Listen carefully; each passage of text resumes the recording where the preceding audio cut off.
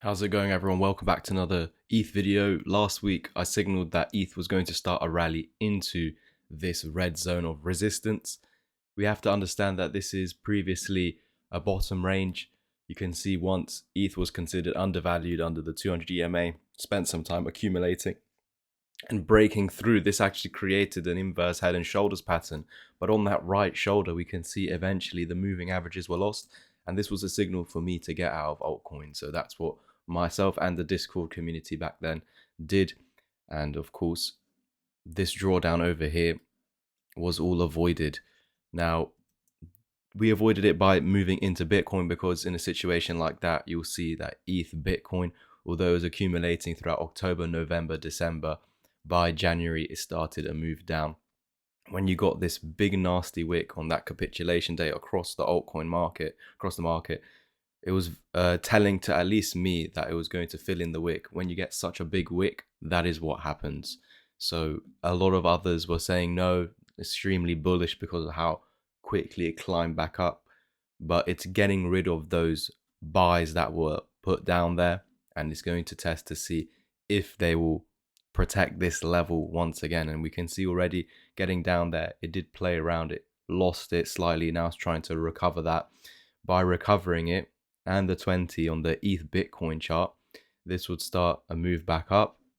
It will consolidate, as you can see over here, between these two levels, this now being support, and of course the upcoming resistances up ahead, the 55 moving average on the daily, the 100 moving average, and the 200. So even if it pumps as high as the 200, technically still considered bearish. You can see over here there was a moment, nearly spent 1 year, not exactly a year, but many months. This was from the end of September to around August time where it broke down, so almost a year. And it actually broke down when everyone was assuming it was accumulated to go high, especially when it was at the neckline of a potential double top, and it chose after all those months to go lower. And then of course this accumulation here, both of these, all of us, including myself and the rest of the market, believing that these were accumulations to go higher. But now that we're worse positioned than back there or back here, I don't in my personal viewpoint, it's way more bearish down here than up there. But if we head over back to the ETH Bitcoin, the ETH USD chart on the daily, we can see that a move back up would just be turning this into resistance. And even if it recovers 2.3k, we can see further moving averages here, besides 2.8k on the daily time frame.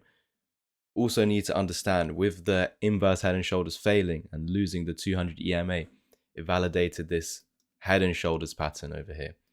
The target was down at the neckline, so this is where myself included assumed that when we got that capitulation day, even though I was suggesting the wick should get filled and price should come down into there, when we got down there, you can see that for a week or so, price was maintaining this key support wick. That's very important because this is essentially stopping it from continuing a downtrend. So of course, losing it, you're continuing a downtrend. This move back up could just be testing that as resistance. That's why I've got this huge area between, of course, this wick, as you can see, or it's the lowest wick of this range from August 2024. And then you can see the higher band over here lining up very nicely with the 55. But it was also where price made a higher low in October and maintained that area to continue into new highs. So a higher low was formed and then a higher high proceeded. So it's important, this whole area must be cleared and recovered. Otherwise this move up, even though we were calling for it the past week, it's just pumping into it as resistance. What we need to understand is, even if it's recovered, still a lot of resistance up ahead, and the neckline of the pattern, this horizontal level as well as this diagonal level, tie into these two areas over here, area 1 and area 2. And ultimately, guys, I know it's going to sound so stupid, but ETH could pump to 3.7k and still go under 1.7k. And if you think that sounds crazy, let me just show you some examples in the past year on Bitcoin where it has seemed like we had bottomed out, because of course, looking at the previous corrections leading up into that long consolidation period, you can see it took a while to get out of this mess. And in this area of December 2023 to Feb 2024. And the assumption here is when it recovered the moving averages, this is bullish again because previously the same occurred to the left in the past when the moving averages were lost and then recovered, new highs were brought. And so over here, when this low came in, the moving averages were recovered, and the assumption was it's going to continue to new highs and next targets have 783 and eventually 9700k. But you can see where it got rejected, that final 886 fib, and then it head to new lows. If we measure this move down into the new low, we can see once again when it looked like it bottomed out May 2024, look, it took until June 2024 to get out there. 1 month of every single day seeming like we're going higher and higher and higher, getting fooled because it seems like there's development every single day, and there's this temporary euphoria being experienced because we're getting back to where we were and then expecting new highs on the portfolio. But until that final level is broken, that is the confirmation these bullish targets should get hit. So the fact that it's not breaking that, these targets are not actually not valid. Only so it's crazy because you'd say, oh, I would love to have bought as close to the bottom as possible. But even if you did so, you can see those got wrecked. Not in the end. Long term, it's obviously going to go up. But if we're talking about short-term moves on a day-to-day basis, which is what I'm doing here on the channel, I'm talking about the day-to-day moves, then of course you have to see this broken, otherwise it's going to head lower. And then if you want to go up in the immediate short-term, day by day, up higher, higher and higher, this needs to break. Until then, there's no guarantee. So of course you want to be getting in between under that price and as close to the bottom as possible, but in the end that can play out wrong. And that chart proves that it can pump as high as the 886 fib and still head into new lows. So it doesn't necessarily mean every single time a rejection from the 886 brings new lows, but definitely that the targets above are not valid until that is broken. So a long journey up ahead to invalidate the bearish scenario, because the probabilities are there that this move up is just into resistance. If we head over to the weekly time frame, this further proves what we already saw on the daily by the moving averages, but also the fibs. The fibs remain the same, but the moving averages change because we're now considering 7 days instead of just one. And what is wild is that in a year there's 52 weeks, and this moving average is 200 weeks, so it's pretty much 4 years, and price is beneath that. What is that saying? So historically speaking, you'd say ETH is considered undervalued at this stage. In the past bear markets, you can see when it's under the 200 EMA, it's considered a bear market. That is just factual. That is not me, my thought process. That's not my bias. That is a fact. When it's under the 200 EMA, it's a bear market. So what would we call this then if it's under the 200 EMA? Because the only last times there was only 2 occasions, which was the 2018-19 bear market and the 2022, and then of course getting out of it 2023. So we're going back into a situation like that. Of course, long term, in pricing it against dollars, not pricing against Bitcoin, but pricing it against dollars, you can see that ETH is technically undervalued, but you also have to technically say it is a bear market by fact, by definition, not through emotions. And yeah, this is not guesswork. The data says so. 4 year average, and you're beneath it. So this is extremely bearish. And you can see even when it bottomed out, it could be a move back up that's quite aggressive. But with these newly formed bearish crosses, it's not going to, in one swoop, recover all the levels. That is foolish and naive to assume. If you want me to teach you this, so you don't get caught out, if you want to be aware of all the levels that need recovering in order to flip a chart bullish, the expectations that are set when certain levels hold or break using Fibonacci's, consider the ebook mentorship or Discord community. In the community, I also do weekly workshops. I'm group mentor all of you live. But look at this. A massive move came. You have to think what the altcoins were doing in a move where ETH is pumping 130%. You're going to be seeing 300% moves across the board on some coins.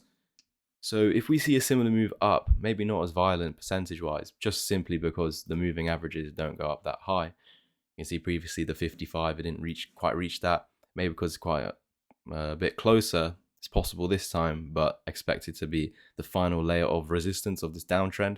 So expecting a rejection to come before that point. And you can see even with such an aggressive move, maybe this time it would only be like 58%, or maybe even lower as the weeks go by.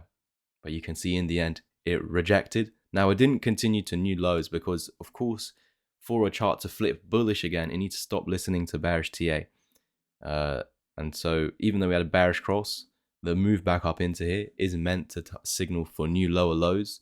The chart deviated from that path by finding support on the golden ratio, not breaking the 886, so a chance of bouncing before breaking this. This is the final layer of defense. A bounce can happen before this, and then we need to start breaking those significant highs.